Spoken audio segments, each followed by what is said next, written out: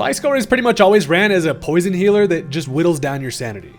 But that's incredibly boring, and it's got some pretty good options as an attacker, so we're gonna switch it up. First, we of course pull out Swords Dance to boost, and then we can go for Scale Shot, which I had no idea it got access to.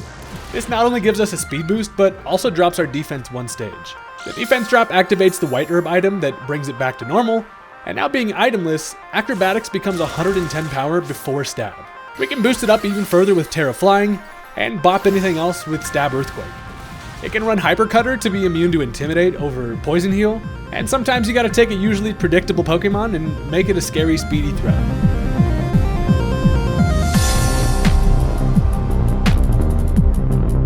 Out of all the Pokemon in the world, Gliscor has one of the most commonly annoying playstyles pretty much ever, and it sucks because I really like the design of the thing, and today we're gonna take a much more fun, a little bit of a unique approach to the fella.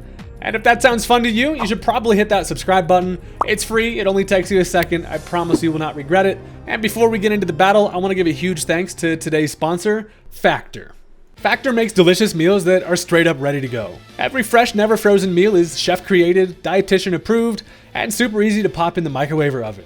You can choose from a weekly menu of a huge list of 35 items, shipped straight to your door, and honestly it's helped me eat healthier and helps me with portion control. Factor takes the stress out of meal planning, and my wife and I have actually been using it for quite a while now, before the sponsorship, so getting this was super cool. Skipping the shopping and cooking makes life incredibly easy when we're super busy, and takeout is just way too expensive anyways. When we're out of town, we can just pause our subscription or straight up reschedule deliveries, which is super nice. And I'm actually having myself some chicken Alfredo pasta with garlic broccoli as I'm editing this video, and it's actually one of my favorites so far. Get 50% off and free shipping on your first Factor box using my link. Click the link in the description or scan the QR code with your phone. I really do recommend it, and at that price, it's worth giving a shot. And with that, let's get back into the video.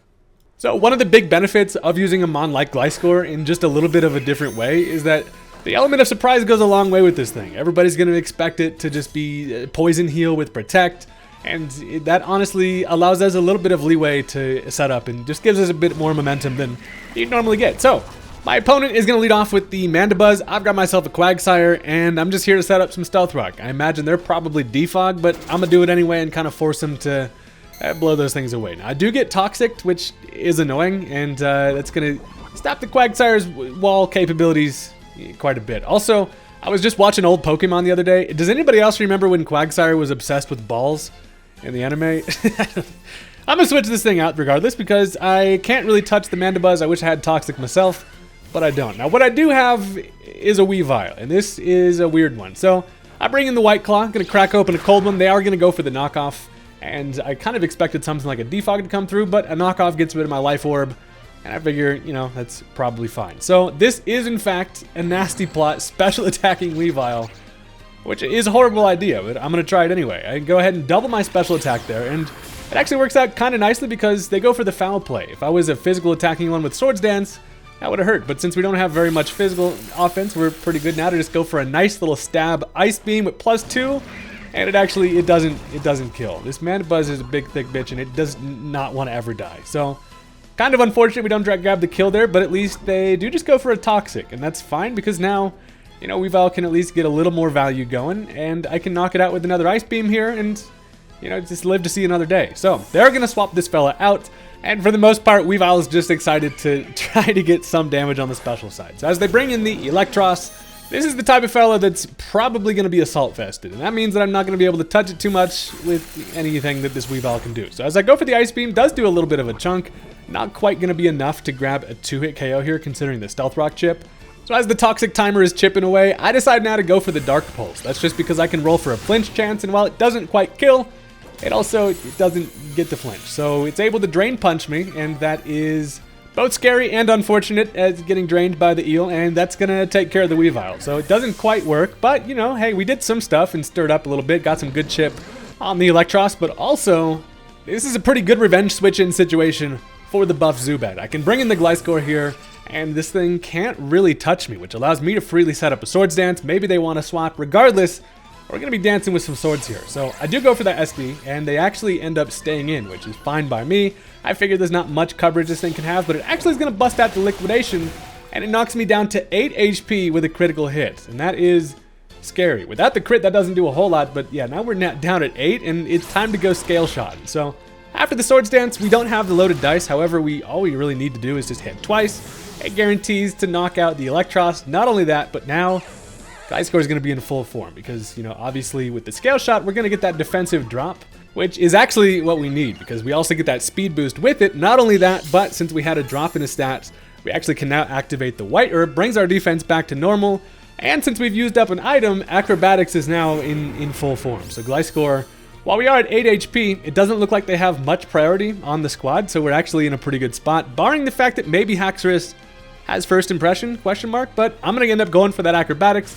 Not going to have any priority, and yeah, at +2 Acrobatics with that stab is going to be able to take care of the Haxorus, and Gliscor is now an extremely fast and hard-hitting sweeper threat. So as the bring in Mandibuzz, kind of thought Fella would be heavy-duty boots. It is not wearing any boots, and that's going to just die to this Stealth Rock, which is great. So we got some good damage on the Mandibuzz. Don't have to worry about it.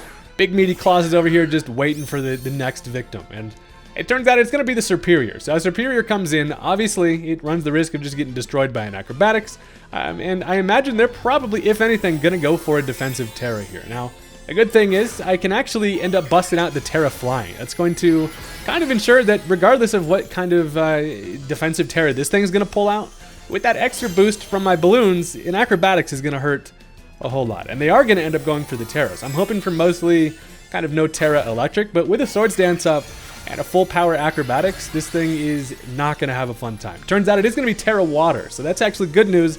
We're still just going to have a neutral hit on the Acrobatics, and I don't care how big of a fountain you got on your head, this extremely boosted Acro is going to slice his ass to pieces. So that's going to be a dead Superior, and without any priority options, we are pretty much zooming with the Gliscor here, and we can essentially take care of everything they have left. The good news is their only options are going to be both Volcarona and an Amoonguss in the back, who just do not enjoy Acrobatics regardless, and that is going to be the end of the match. They decide to save the lives of their poor fellas, and Gliscor absolutely doing it to them. Sometimes all you need is one speed boost, and not all Gliscor has to be defensive, which is fun. So with that, that's going to bring us into our second match, because you know how we do it around here. If you've stuck around this far into the video, go ahead and hit that like button for me. It really does help out the channel with the algorithm and all the nonsense, but with that, let's go ahead and jump into the match. Alright, so it turns out my ass has been predicted from the start, because they actually lead off with the Meowscarada, and I have myself a Quagsire who is absolutely allergic to grass. So I've got to get myself out of here, and I was kind of thinking maybe they would overpredict and go for a U-turn, but it's not really worth. Surely they're going to go for a Flower Trick, and I don't really have much that wants to hard switch into that, so I'm kind of put on the back foot immediately.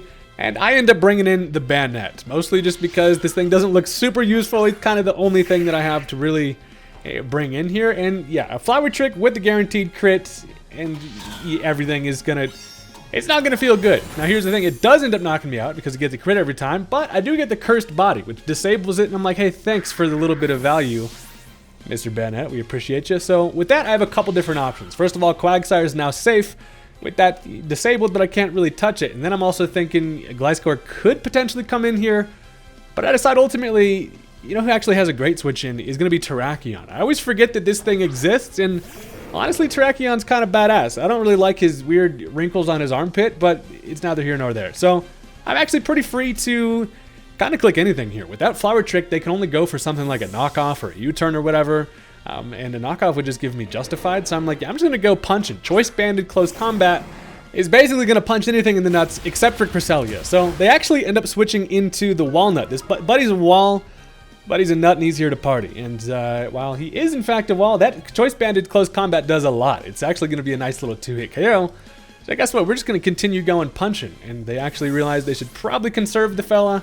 And now they end up bringing in who we were kind of worried about, which is going to be the Crest. And this thing gives me PTSD. This Space Duck is a bulky asshole, and it's just always difficult to kill. So Close Combat is going to do a nice little bit of chip there, and also drop my defenses even further, and I'm going to die to any psychic coverage and not going to have a good time. What I'm mainly worried about with Cresselia is that this thing often is going to go for Calm Minds or something along those lines, maybe some screens. I decide I can maybe get a switch into Weavile here and be able to, you know, take a Psychic for free and then maybe set up in front of it. Mostly, Weavile tries to do anything it can. So I bring in the White Claw here, and rather than going for the Psychic coverage, they're actually just going to bust out the Reflect. I'm thinking the Reflect could actually be kind of nice in my favor, and that they probably expect this to be a physical attacker, so then I can freely set up a Nasty Plot, and then Dark Pulses are going to kind of do a lot. And while these things often do have Moonblast coverage, I'm not super worried about it killing me in one hit. So rather than that, they actually are going to pull out the damn Thunder Wave, which is annoying being paralyzed because we've obviously relied on being fast, and now we're, you know, just slow. But I do have a Nasty Plot up, and they haven't had a light screen yet, but now they just are able to outspeed and get it off. And so the dual screens are a pain in my White Claw ass. So I actually also get fully paralyzed, which is even worse.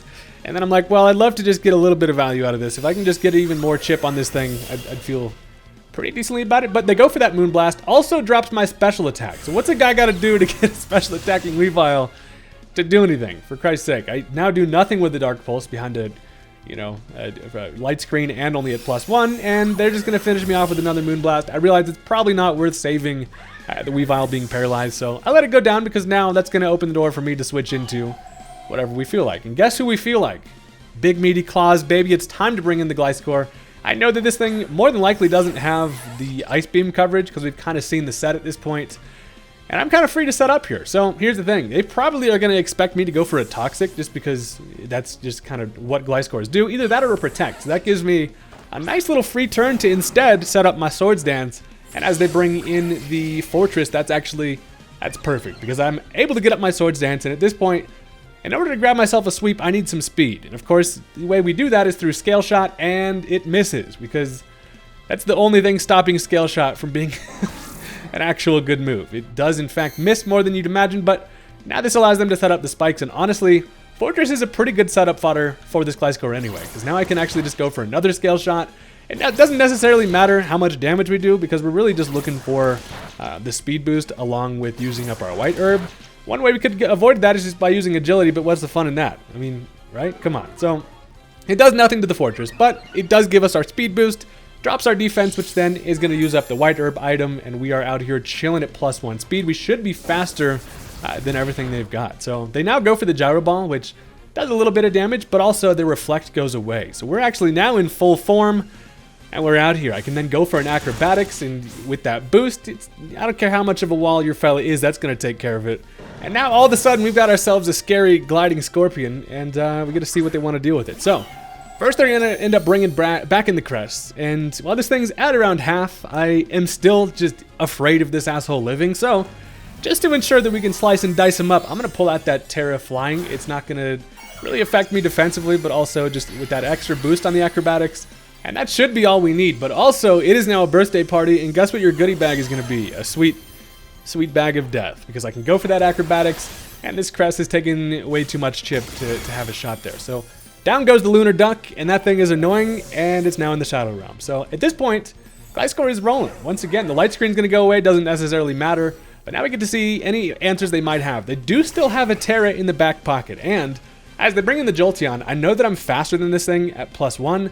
What I am worried about going for an Earthquake, though, is a Terra Flying. Surely they're going to go for their Terra if they've got it, and they are going to end up busting that out. So I'm thinking they go Terra Flying to avoid an Earthquake, but instead, it's actually just going to end up being the Terra Ice. So they want to just basically not be weak to an Earthquake, but regardless, Acrobatics actually kills this thing anyway. So Acro is just my best damage. So I can just fire it off. We're able to outspeed Lightning McQueen himself. And now you just look like a goof with a freaking snowball on your forehead. Or snowball? A snowflake. I'm the goof. Jesus. But that takes care of a Jolteon. And the icing on the cake is that we've got coverage against everything they've got left. So first they end up bringing in the Fire Donut. And an Earthquake should knock it out, but they're just going to head out. They say this Gliscor is no fun to play against. And hey, it's got to be more fun than a Toxic Stall. So that's going to do it for the game. Hey, Sweeper Gliscor is the GOAT. And thank you guys very much for watching. I'll catch you next time. Peace out.